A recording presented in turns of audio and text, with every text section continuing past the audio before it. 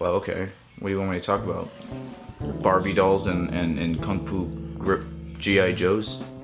But yeah, you know, it's just like, what does it mean when somebody decides to just jump off a building?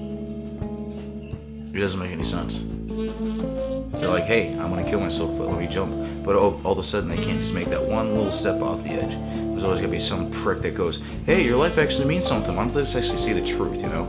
Be like, hey, you know something? If you got that far up there, why don't you just take that extra step? Dude, that's an industry that would actually be really self-sustainable. Yeah, getting into the porn industry, I mean, it's kind of frowned upon, but you know, you make good money.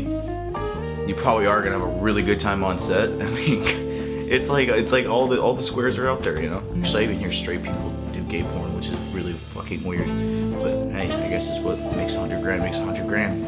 I mean, Ron Jeremy's still banging 18-year-old girls. But hey, come on, man. Any guy in the entire world has at least thought about it once. If they could, they would. Suck into your own dick. Of course, I wouldn't because I just don't have that kind of frame of mind. But there are people out there that have that frame of mind. Actually, the first time I ever heard of it. But it's just like, you know, looking at an ostrich and being like, yep, that's definitely part of a velociraptor.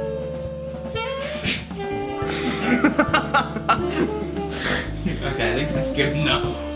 It's a part of a velociraptor.